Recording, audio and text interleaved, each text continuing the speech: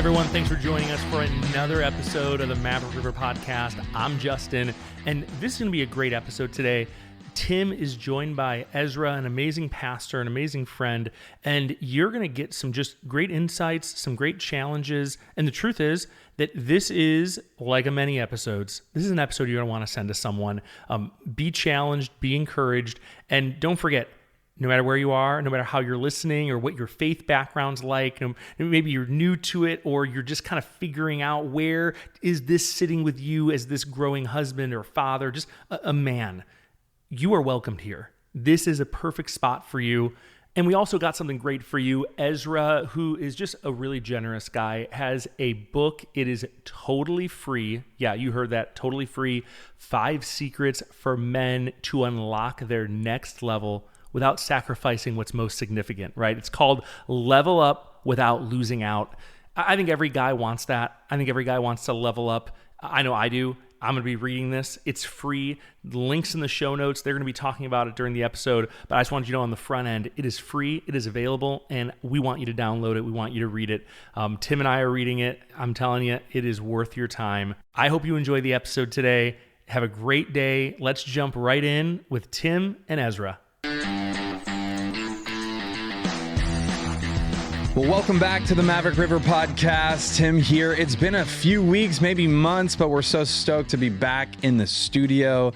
Conversations in the Wild is a podcast for men and even women and couples. It's always meant to just engage a beautiful conversation on what God's doing in someone's life. And I'm really excited because I have my friend Ezra in the studio today, and we're going to have a great conversation. Ezra, welcome to the studio. Thank you. Great to be here, man. Yeah, this is going to be awesome. So I wanted to start, generally we start with just a ridiculous question. Okay. And so because I know you're from Austin, Texas, but you're also a Dodgers fan, you've moved all around these different places.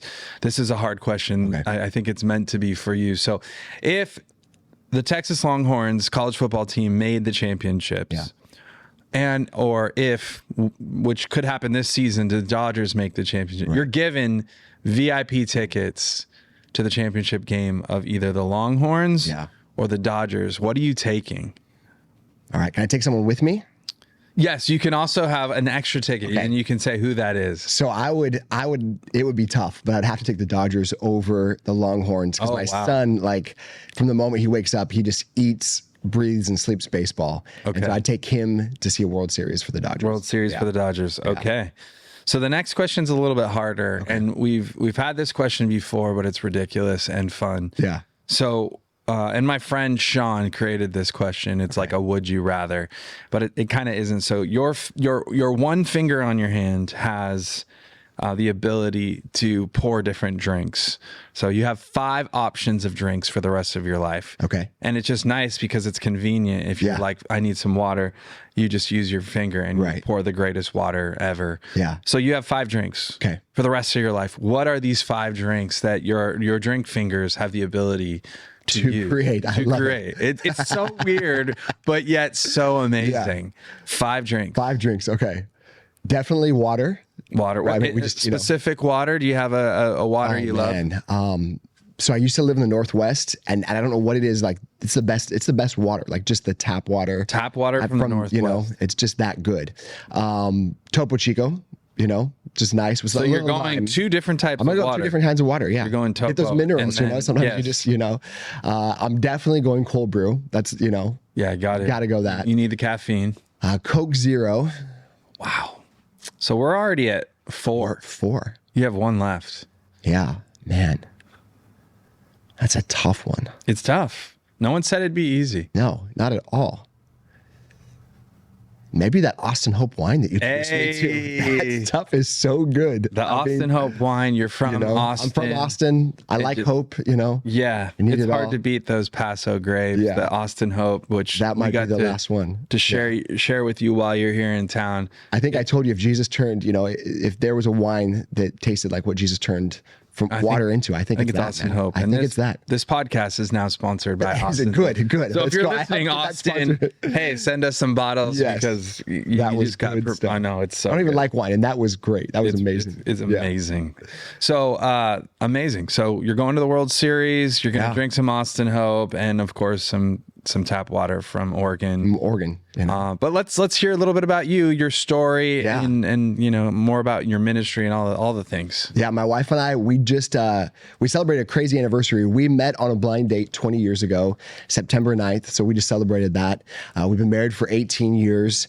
I have 3 kids, pastoring a church just outside of Austin, Texas called Mission Church. We moved there. I mean, it was just a total God thing. I'll tell you about it at some point, but God thing. He just called us there. And so we just moved. We had 32 people come with us, which is just an adventure. And then a few years ago, God really started just stirring in my heart to help men, and went through a lot of just crazy things in my life and realized in order to get out of this, I got to help other people, not just help myself. I got to help some other people. And just in this last season, there's just been a passion to really create some resources and tools and community to help men just thrive as husbands, as fathers, and as men of God. So that's kind of life right now. I'm coaching my son's baseball team. I'm actively taking daughters on dates and doing all those dad things. And it's a sweet season. That's awesome. Yeah. Let's hear about your call to pastor and plant a church in Austin, Texas. I know the story, so it's pretty cool to hear. Yeah, so we were on staff at a church outside of Portland, Oregon, kind of the dream job. I was working with youth and young adults and kind of just all next gen. My wife was a makeup artist. She was working with both Nike and Adidas and just had a sweet gig, getting to be in that creative space. We just had our second daughter and our family lived there. We just were loving life. It was just perfect. And I got away because I just found myself in a place where I needed some clarity on the year ahead. And got away, and I also wanted to be able to just learn how to pray. I couldn't pray for more than 2 or 3 minutes. Like ADD would kick in, and it was just one of those things where I couldn't really focus beyond that. And so I brought some books on prayer. Your friend Mark Batterson wrote a book that just transformed my life during that time. So which one? The Circle Maker. Yeah. So it was that book and a couple other books on prayer. And I got away. I was in this obscure place, and I'm very social. I love to be around people, and just being by myself for 3 days was very challenging. And so I would go for these long prayer walks, and every time I'm like, Lord, show me how you want me to pray. And every time I just saw this word that said Austin. And I thought it was for a person. And the more I prayed, the more I just realized. Not Austin Hope. Okay. I didn't even know about Austin Hope at the time. I would have definitely prayed for it though. And it's funny, I was at a vineyard. That's where I was staying. And I'm walking by. It was like January. Everything was dead. But it wasn't Austin Hope Vineyard, though. I'll tell you that. And so the whole time was Austin. I get back, and I just know, like, God, you're probably calling us to Austin. And I didn't want to leave the Northwest. I didn't want to leave Portland. I definitely didn't think Texas needed another church. And the more I prayed, the more I sensed God was calling us. And I didn't tell a soul. I kind of thought, I can just run from this. Like if I ignore God long enough, which is dumb because I've read the story of Jonah and God didn't send a whale or anything, but 10 days in, every day I'm reading, seeing articles about Austin. I'm seeing commercials for it. 10 days in, I haven't told a soul, and I get a letter from my dad, and he said, I opened it, I thought it was a check, we're close, we talk all the time, and he said, I just think that you're much more entrepreneurial than you realize, and called out some things in my life that he just watched over the decades of my life, and just like you see in your son, those things, he called out those things in my life, and he said, I'm not saying this is God. He said, but over the last week and a half, I cannot get Austin, Texas off my heart for you guys. Wow. And he goes, as I've been praying, I started researching, and here's 17 reasons I think that you should start a church in Austin, Texas. And I'm reading this letter, and I start shaking. I was at sitting in the soccer stadium in Portland, and I just start shaking. And I immediately called my wife like I was confessing this sin to her. And I'm like, babe, I got to tell you everything. And we just had our second daughter. I mean, life was good. And I thought she would say, there's no way we're going to move halfway across the country to start a church in a city that we've never been to. And we knew one family that lived there. And I got home a couple hours later, and she's like, Austin's amazing. We need to really consider this. And 4 months later, we visited and just spent 5 days just walking and driving the streets. I mean, we just kind of drove all over Austin metro area. And on the flight back, sat next to a guy that just was a former prisoner of war veteran, and just spoke into my life and was like, I think you need to do this. And that just set in motion a lot more prayer and fasting, and had just that moment of just immense clarity. We're supposed to do this. And then when we were getting ready, we had about a dozen friends that said, if you ever go anywhere to start a church, we want to go with you, if you take over a church. And so we were so excited. We told all of them, we had them all over for dinner one by one, and we went 0 for 12. Like none of them could go. None of them were in a place where they could go. And then as we just started kind of communicating it, we had 32 people that decided to move from the West Coast with us. And so it's been just the greatest adventure of our lives. Unbelievable. Let's talk about the obedience part, because it's one thing to follow Jesus, but when we have a call like that, like you even said, because I've lived this kind of experience of just, this isn't a fun idea. This isn't a suggestion. God had validated it through your dad's letter and multiple other, even Kendra's response. But going from probably a full-time gig in a very comfortable setting, 2 kids, to move a couple states over and plant a church ground up, that's not for the faint of heart. Yeah. That's serious obedience in a faith journey. So talk about some of that, from conception of the idea, the call, to actually going. Church planting is not an easy gig. So let's hear a little bit about that. Yeah. I don't want to say this too. I mean, you and Corey, you walk in this so well. I mean, we met you guys a year ago in Costa Rica, and that was one of the things that both my wife and I picked up on, is just your faithfulness and your obedience to the Lord, and the way that you guys have just said yes. It's like, no matter what it costs us, no matter what we do, we're going to walk this out. And that's something we admire about you guys, and your just obedience in that. But yeah, it was, I had a lot of thoughts. Like sometimes I'll do this. I don't know if you do this. It's like, I'll try to create the worst case scenario and then walk myself backwards from that. And so I thought, okay, what if we move here? What if none of these 32 people find a job, or they find a place to live? And, what if we start a church and no one comes to know Jesus? Like, what if not a single person gives their life to Christ? And, what if no one even comes to the church? And I thought, man, we sold our house. We did all these things to make this move. And I just had this thought. I thought, well, we can move back to Portland. We'll probably ask my grandma if we can move in with her. And, I just created the worst case scenario. All the worst case things, yes. I just had this thought, and I was like, okay, I think I can still do that. I have enough, I can do that. I can do that. And so it really was. I mean, it was this massive, thing where you just walk by faith, and all of the things that we thought would happen did not happen. I mean, we had bad things and good things. It's like all the dreams. I mean, this thing has looked so different than we thought. Our original vision was we wanted to open up a coffee shop. And we said, okay, let's open up a coffee shop, because how do you meet people in a city that you don't know anyone? Right. And so we said, let's open up a coffee shop, and then, that can help fund the church plant. And we were going to plant a church in our living room and kind of just multiply house churches. And I came from a mega church and kind of thought, we're going to swing the other way. Right. And we never started the coffee shop. The couple that was going to run the coffee shop ended up not coming with us. Okay. We never started a house church. I mean, we started a Bible study in our living room, and it just grew. And we realized this is bigger than what we can fit in a house. And we just sensed the Lord. I mean, every step along the way has been this massive, okay, you thought this, but actually this is what I want you to do. And so, doors you thought would open, never open. And then other doors, they open. And so it's just every day is a step of faith. And I think every day requires more faith than the day before. Yeah. So good, man. I commend you. That's a big faith journey, moving, new city, building from ground up. And how many of the 32 are still hanging out with you guys? About half. Okay, yeah, that's pretty great. It was kind of wild, because some of them left, some of them, were there for a real short season. The pandemic, a lot of people ended up moving back to Northwest. I mean, young people having babies, and they want to be around parents and grandparents and everything. But yeah, about half of them are with us. Some of them have planted churches out of our church. Another couple is going to plant a church in Minnesota in the coming years, and so we're kind of getting them ready for that. But that's amazing. It's been awesome. Yeah. So what's the most surprising thing that's happened in your move to Texas and even planning a church? It doesn't even have to be ministry related. Yeah. From the Northwest Portland area to Austin, Texas. I would say two things. One are just the friendships and the relationships we've made.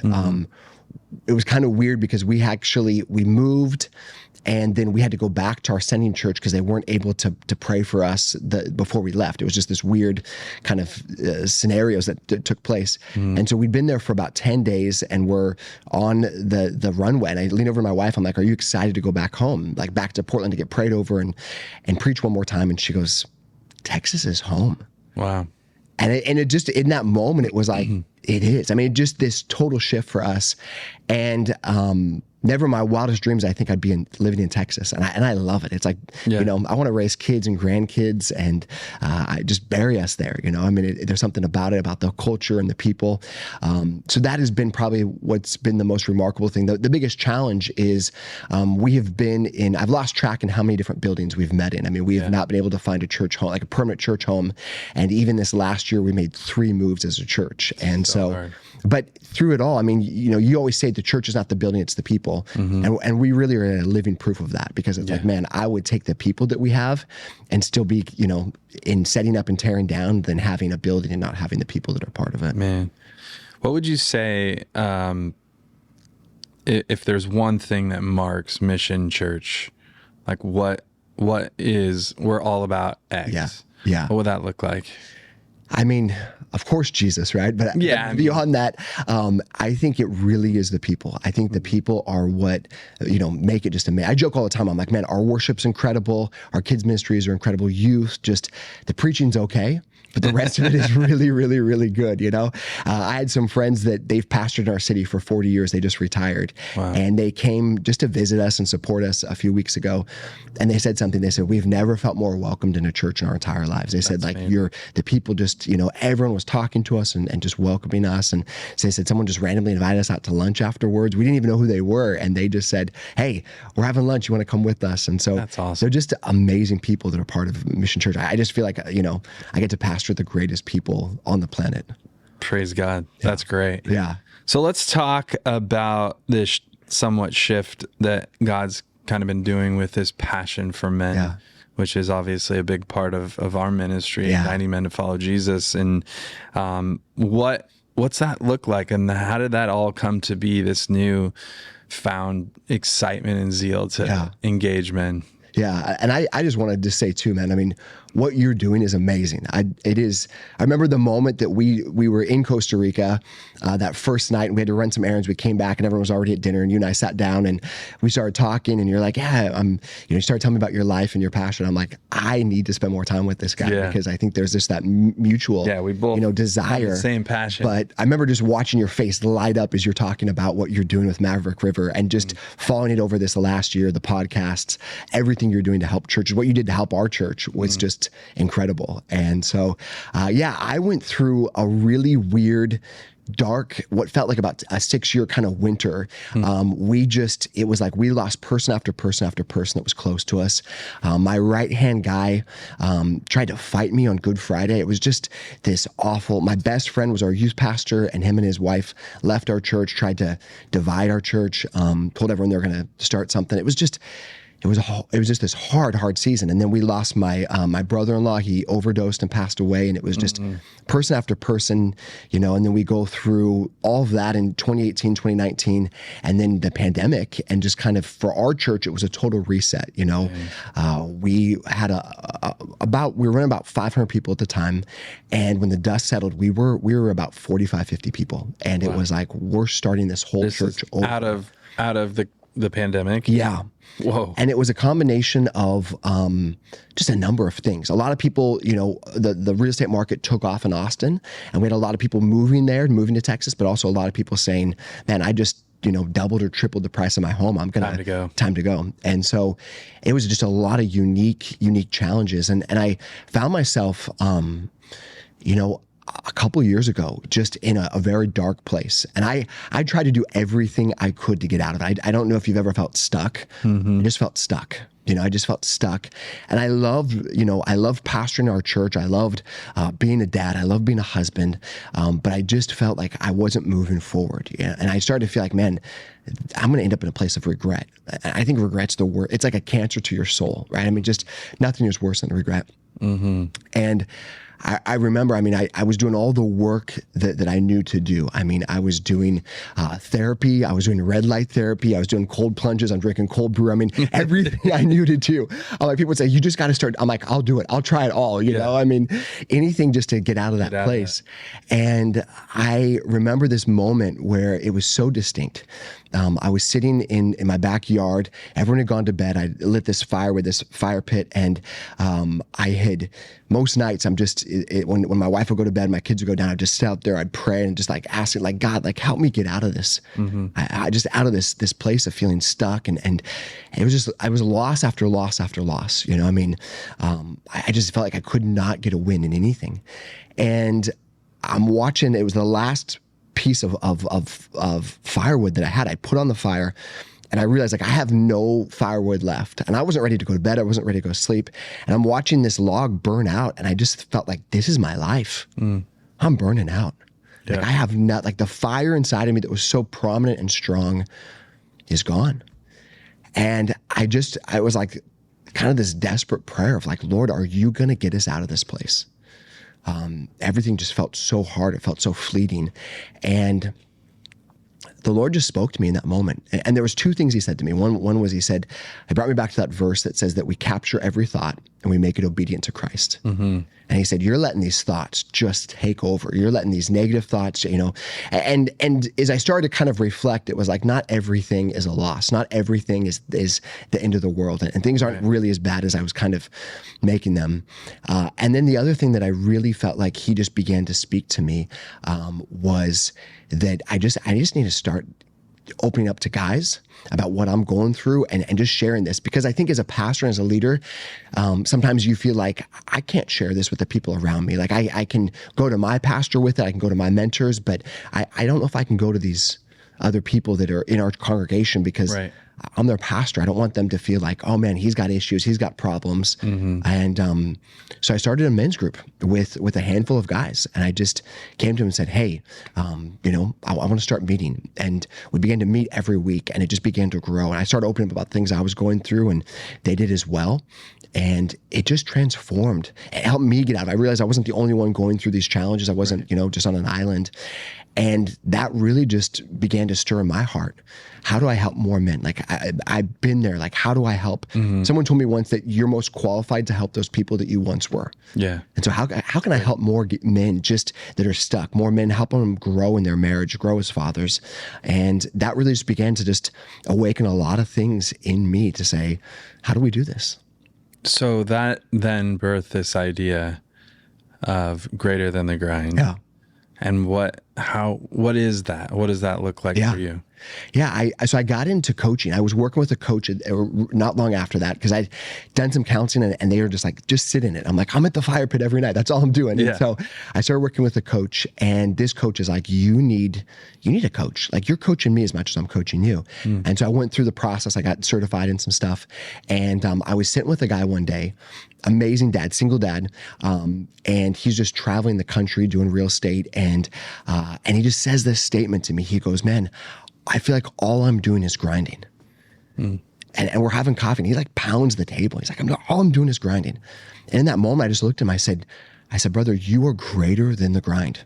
Like you're meant for more than just to grind, than just to hustle. Mm. And after we left, he called me, and you know that moment you get in the car and I'm driving off, and he calls me and he goes, I can't stop thinking about what you said to me. Hmm. He's like, I just feel like all I've been thinking about is how do I get to the next level? How do I hustle? How do I level up? How do I just keep going, keep grinding, and realizing that I'm made for more than that. Mm-hmm. And so that for me, it just was like, as I'm driving, I'm stuck on this phrase, and it's like, This is what men need to hear. This is the message they need to hear, that they're more than just someone who's just going to hustle and grind. You're more than just a provider. You are a father, and you're called to build a spiritual legacy. And that goes so far beyond dollars and possessions and all of those kinds of things. And so the more that I've been working on it, it's courses, and we're about to drop our very first course. We're really focusing on respect. And so often, you might feel respected in every area of your life. You're respected in the office, you're respected, in the gym. And then you get home and it's a place where there's just not a lot of respect. And so we're talking about, how do you create a culture? How do you create a home of respect? So it's courses, but then it's also coaching. And then the third piece that we're going to kick off in 2026 is community. And so I really want to help men find a place where they can build relationships and they can grow. It hit me recently, in everything that we do, we go through so much training. I mean, as a pastor, as an entrepreneur, I mean, you're going through training, you're learning, you're growing all the time. Yes. We don't have any training as husbands and as fathers. And those are two of the most important things that we'll ever do in our lives. I mean, you had a great dad, I had a great dad. But what's beyond that? What kind of training do we get? And so helping men get the training that they need to lead their homes, to lead their brides, and to lead their children. So the first course is dropping in a few weeks. Yeah. And we go to the website, and is it a paid course? How does that look? And it sounds like the first cohort is all centered around respect. Is that right? So the first course will drop in a few weeks. So if you go to greaterthanthegrind.com, you can get that. We made it really affordable. Like the goal is just to help as many men as possible. And so I'm excited for that. There's so much content in there. I mean, it's a lot of stuff, but it's also a lot of quick wins as well. So the whole idea is this, this 15 minutes a day. Like, what can you do? Because there's all these things that we do that take hours out of our day. And so we said, how do we help shift that culture of our homes, and especially in our marriages? What are those expectations of respect? And so all of that can, there's a lot of quick wins. There's a lot of quick, like one of the things is 120 questions to ask your wife. Because, so often it's like, how do you stay curious? You've been married for almost 20 years. How do you stay curious in your marriage? How do you keep those things going? There's a lot of just sheets and hacks and just a ton of tools to really help any man, whether they've been married 20 years or, 2 months, to really help them. And even guys, we're giving this to guys that haven't been married yet, to say, hey, set the foundation now. Yeah. Like, learn how to do it now, so that when you do get married, you're going to come out of the gates just winning. Do you have any of the questions that you could share? So what are some of, you said there's 120 questions. Yeah. Do you know a couple that you could share for those guys who are listening that are married that might be like, hey, I need a couple of those questions right now? Yeah. So here's one of just the few sample things that I've been helping guys with. It's part of the course is when you have that moment at the end of the day, and maybe it's having a glass of Austin Hope with your wife, or again, just, sponsored by Austin. Let's go. Or maybe just that moment in just the end of the day when you're in bed, and you're just having those kind of final few conversations. But is, hey, what was one area that I honored you today? And then don't defend, don't just ask her, what was something I did to honor you today? And is there any area that I missed it? And then here's the thing, I do this every night, and I have a little note in my phone, and I just write it in my phone. Like I honored Kendra by doing this today. And this is an area that I missed it. And I just review that. Like once a week, I'll just review, like, where did I get it right? Where did I miss it? And that has helped me immensely. It's helped me to really honor her. And it's not only helped me to honor her, then it's flipped. And now she's asking me the same question. She's like, hey, how did I honor you? How did I show honor to you today? How did I show respect to you today? And so it's part of a daily conversation that we're having. And just because you have such different expectations, for honor and for respect, and the culture that your wife grew up in is very different than the culture that you grew up in. And even though you've been married for almost 20 years, I mean, there's still things that in those childhood years that really have a massive effect on your marriage and just who you are as a husband or a wife today. Amazing. So what about the parenting side of things? Yeah. Because I know that's part of the mission as well. One of the values is, how do I be a great father? Yeah. And we haven't created the courses for that yet, but that's a big part in the community that we're wanting to do. It's a big part of the coaching that I'm working with guys on a lot right now. And it's amazing because, I mean, we were all kids and teenagers once, but how quickly we just lose those things. And, you know, your kids and my kids are growing up in a very different day and age. I mean, we were talking about this yesterday when you took me to your old neighborhood and you were talking about riding bikes, you know, and it was like, you guys were gone till it was dark, right? Yep. And our kids can't do that in this day and age. And so what are some of those kinds of things? You know, I had a dad ask me this. We got to do a men's breakfast together on Saturday. And I had a dad ask me this afterwards. He said, I have a teenage daughter. And he said, I feel like we're not just not on the same page. He said, brother, we're not even in the same book. We're not in the same chapter. Like, we're not even reading the same language. He's like, what can you help me with? And I just said, man, take time, take your daughter on dates. I know I have two daughters, and one, I mean, she just every day will text me, and she's telling me everything in her life right now. The other one, you know, it's the one-on-one times we get alone, and I don't even get a word in. You know, she'll talk the entire time. And I love that as a dad. You know, I just listen. And so having that time, asking those questions. I know as men, we love to solve problems. We love to help fix things. But not doing that. I mean, just listening, leaning in. You know, you've learned this with your wife, but also with your daughter. You know, when they come with those things that they're going through, to be able to ask those questions like, hey, so what do you think? And ask those really curious, thought-provoking questions to allow them to kind of process and open up some of the solutions and find those things on their own. And so I think that is the biggest thing, is just, you know, kids live on screens. And one of the things that we do is that we have just hours out of our days where, you know, we don't allow screens to be part of our homes. I mean, you know, certain times of the day we're like, hey, you know, of course dinner, but, you know, other times like everyone's putting down their screens. We're going to spend time together. I mean, we're in this kind of Uno phase right now where we love playing Uno as a family. It's like all the different versions of it, you know, but that time to be together, to laugh, to enjoy. And I think it's really important. I mean, what I'm hearing mostly is creating intentional spaces to really invest into their lives and be curious and excited about and show up. And so often the challenge for us as men is we're investing so much in our career, and there can be this dichotomy of I'm investing in my family by investing tons of time in my career, but we miss it because, you know, you're working so hard for what? Obviously to provide, and that's something that's critical and important, but then we miss it. I talk to men all the time, and they have made work their number one priority in the name of provision. And that is like I said, necessary, but what about the why? The why is to love your family. And then they miss that disconnection. It's like, man, you're working so hard to not be with your family.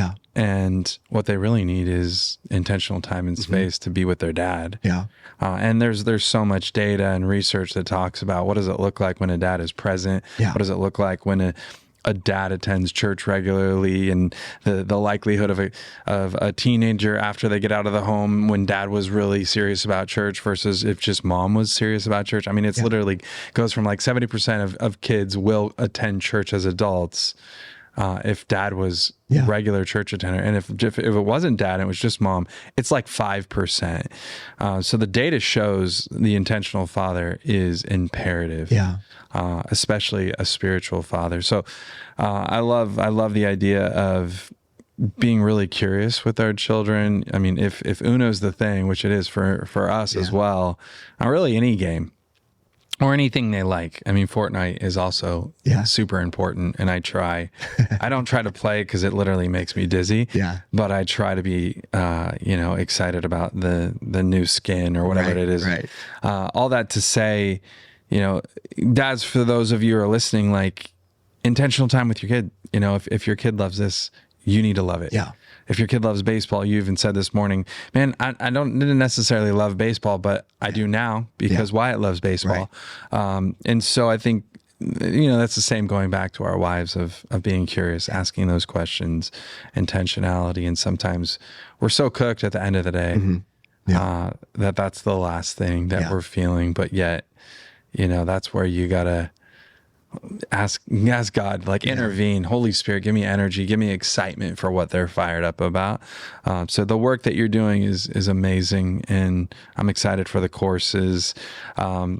So what as it pertains to marital advice and something that you think would be really helpful, because I know you coach a lot of guys. Marriage is one of those things that is probably one of the highest, values of what you want to invest in men. Give us some wisdom on those guys listening, how they can invest in their marriage. Yeah. And I want to say something to the intentionality part too, which is also going to affect marriages. One of my mentors taught me this a few years ago. He said, in anything, before you walk into anything, he said, release tension and set intention. And so like when we pulled up here to the studio, I just had a moment where I was like, okay, is there any tension I'm carrying from the morning? And there wasn't, man. I mean, it was an amazing morning, but okay, what is the intention that I want to walk into this with? And so every day when I get home, I'll pull into the driveway and it's like, okay, what tension am I carrying from the day, from situation scenarios? And then how do I set that intention so that when I walk through my front door, I can be dad, I can be husband, I can be all that I need to be. And Tim, there's moments where it's 30 seconds to a minute, and there's sometimes it's 5-10 minutes, where I'm talking to the Lord. I'm just saying, okay, I give you all this stuff because I just don't want my kids, and we're a family. I mean, we go through all of it. They see me at my best, they see me at my worst, they see me at everything in between. But I want to try to intentionally bring that best. And so I'll always release that tension and then say, okay, how's the tension that I want to, the intention that I want to walk in with. That's good. And then I think with our wives, it's the same thing. It's making sure that we're not just going through the motions, because the demand is so much. And I think for most couples, if anything gets placed on that back burner, it is their marriage, right? I mean, it's the demands of kids. And, it doesn't really matter what season you're in as a dad. I mean, when you have a newborn, there's a dependency there. But then even as they're teenagers, there's a dependency there. And so they're always needing something from you. And so making sure that your wife is that priority. And so for Kendra and I, some of the things that we've gotten really intentional about, we make sure we have a date night every other week. And really our goal is every week, but in the season that we're in, every other is really what we can commit to. And it's like nothing will come in the place of that. And sometimes it's like, hey, we're balling on a budget and we're going to share a cup of coffee together and we're going to go for a walk. And those are great, That's great. And then other times we're going to the restaurant. We've been saving up for this restaurant and we're going to go have an amazing meal together. And so that's a big thing. And then we got this from somewhere, but it's like the 2-2-2 rule. So every 2 weeks we have a date. Every 2 months we have like a night alone. And so that means usually to my parents, like they're watching them. And my parents are amazing. They love to watch our kids. They just built this beautiful home. My kids love going over there and spend the weekend with them, but tending for that. And that's a little bit more challenging to do. Sometimes it's like, okay, we went 3 months but we really try to be intentional, just have a night, the two of us. Yeah. Because when you were dating, it was you guys, it was everything. And then when you got married, before you had kids, maybe everything was about your marriage. And then as you bring these little ones into the world, it's just more and more and more of your time and energy and focus goes to them. And then every couple of years, we try to go on a trip together. So last year we went to Costa Rica for this pastor's retreat, and we tagged on some time, just a trip for the two of us. And so, having that time, maybe it's 2 days, 3 days, 4 days, maybe a week if you're fortunate, but just having that time with your bride. And it's amazing how much of a gift that is when we're able to do those kinds of things. Even the 24 hours, just no kids asking for anything. Yeah. Just hanging out, even quiet. Yep. Yeah. So that's awesome. 2, 2, and 2. Yeah. I don't know why I hadn't heard that. That's pretty great. And we have some rules for our date nights too that has really helped us, because the propensity is like, we're having a meal together and it's like, oh, next week, Wyatt has this and Zariah has this. And so we really fight. So we try not to talk about our kids on our dates. We try not to talk about our work. And so it's like, hey, what are you dreaming about? What's a podcast you're listening to? Is there a new show that you found?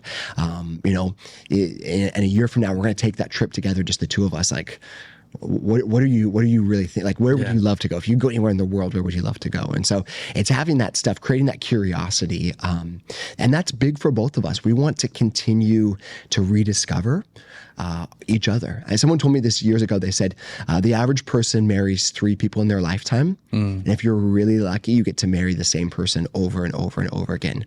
But for your wife, 20 years, she's a very different person than she was 20 years ago. My wife's so different, and so it's helping to discover and rediscover who they are. That's good. I love it. Well, what else do you think would be helpful for us and the listeners to learn more? Like even some of your message that we got to hear of this greatness awaits. Yeah.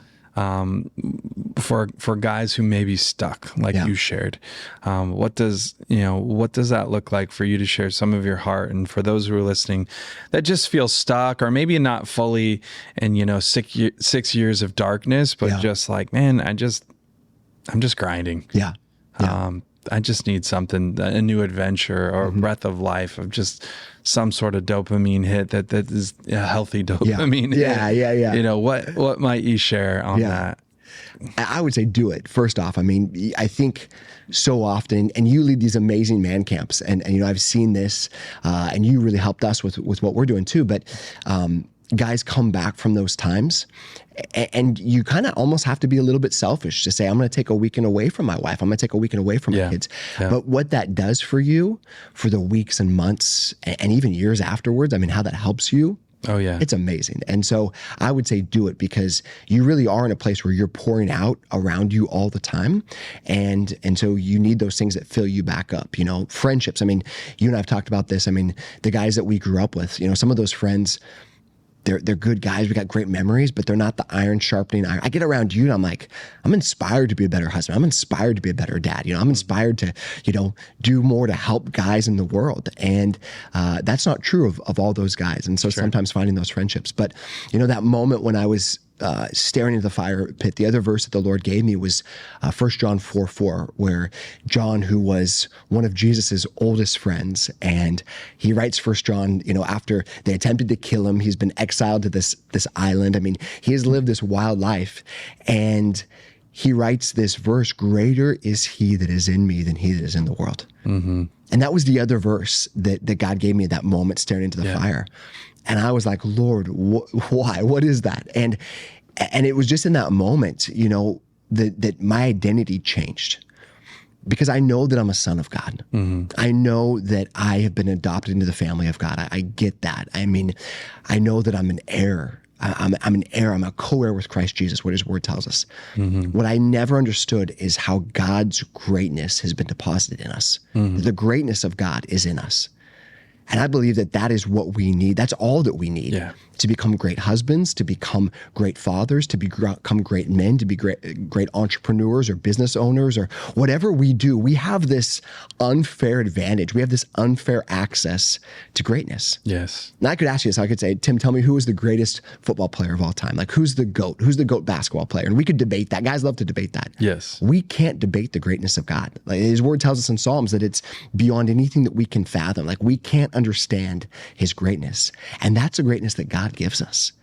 And it's one of those verses that I just think about all the time, that like, we have everything that we need to be the greatest. Maybe you had a horrible father. Maybe you have a marriage that isn't good. Maybe you have a lot of challenges with your spouse, but there's no excuse that we have. You can become a great dad. You can become a great husband, because you have the greatness of God, not just reflected on you, but deposited in you.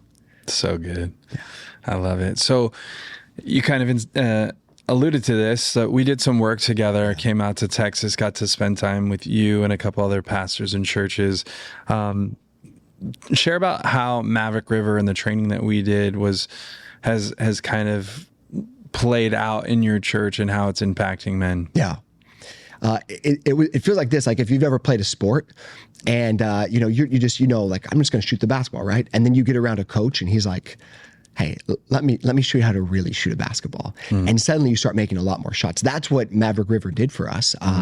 We had launched our men's ministry and we were doing some good things that we knew to do, but you were like, let me help you guys take it to that next level. And we had our second man camp, and we called it a men's retreat. And you're like, men don't retreat. And I love that. I was like, we literally put out all the marketing material, and I call our team, I said, hey, scratch it all. We're changing the name. We like did a logo overnight and changed it from men's retreat to man camp. It's so good. And it is so good. And our guys loved it. And it was our second one. The first one, what we called a men's retreat. Second one was man camp. Okay. And day and night difference, man. I mean, just from little moments. I mean, we had our services, we had our events, we did all those things. But I mean, the things that you taught, how to shape the identity of men, how to take, you have a half an hour in between this moment and this moment. What can you do to make that a party? What can you you do to help guys just better connect? And guys didn't want to leave. They didn't want to leave the man camp this year. And in fact, we did ours in the spring.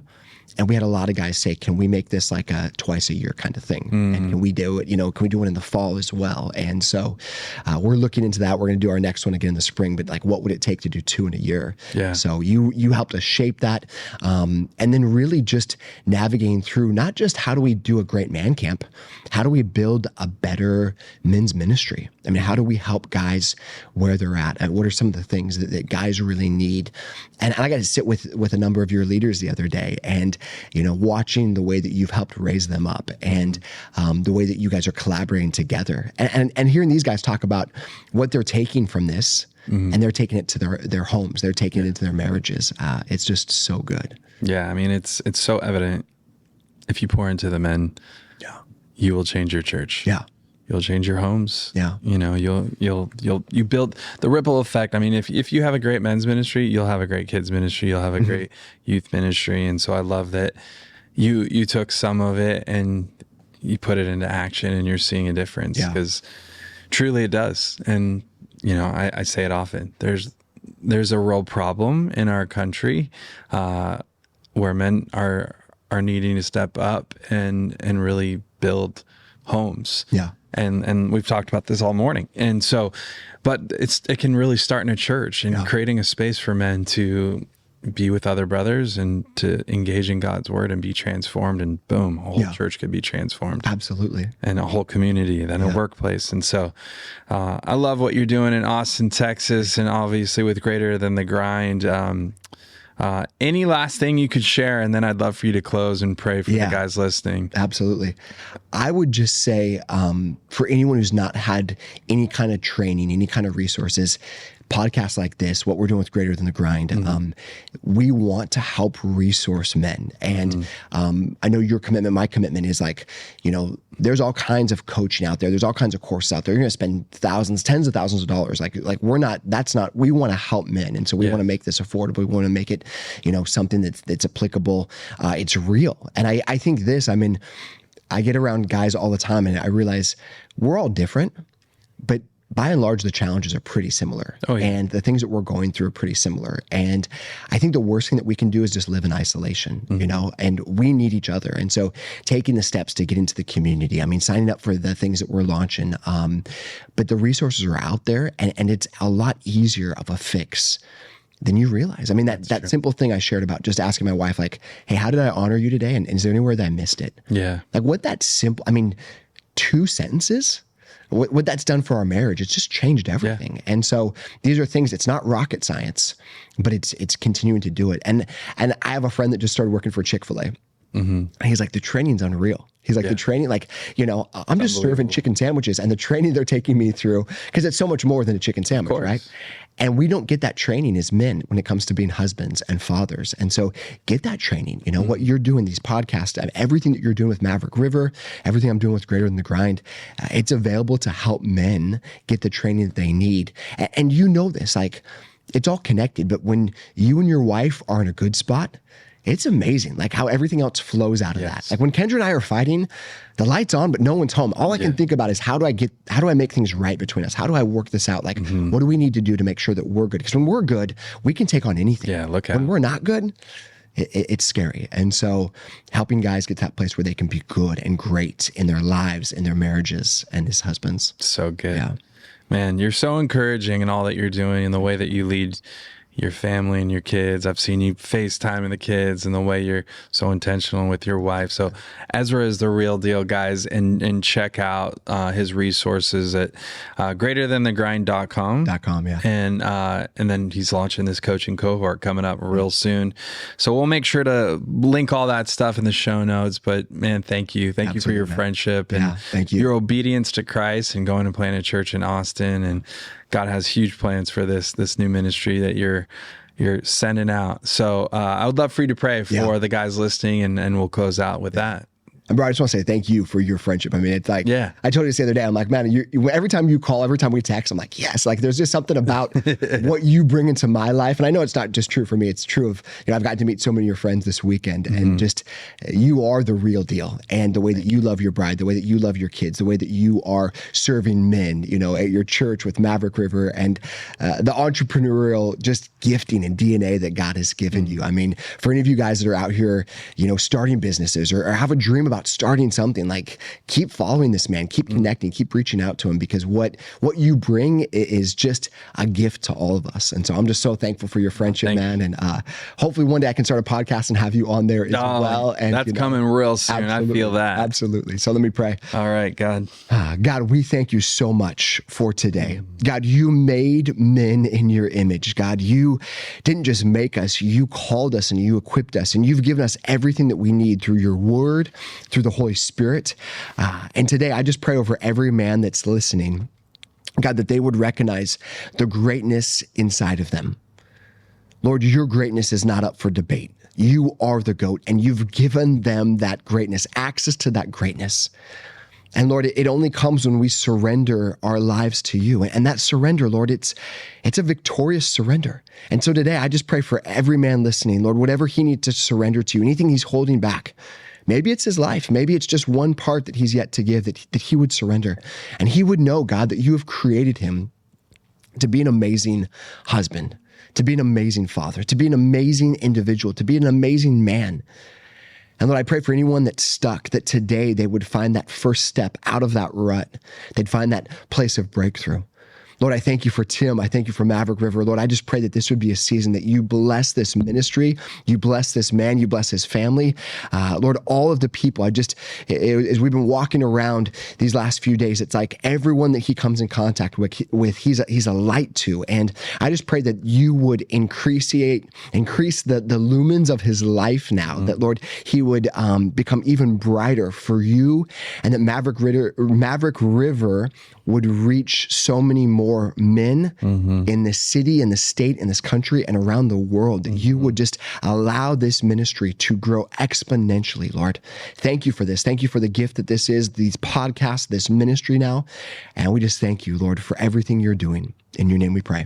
Amen. Thanks, Amen. man. Absolutely. Thanks for coming on. Oh, my privilege. So guys, make sure you share this podcast. We want this to go out to every guy that needs it. There's so many great resources were talked about today, and there's guys out there that I know can level up as a father, can level up as a husband, and then get into these community cohorts, this training. There's so much goodness, and like you said, it's small stuff that can make a world of difference. So don't just listen to this, share it, send it out.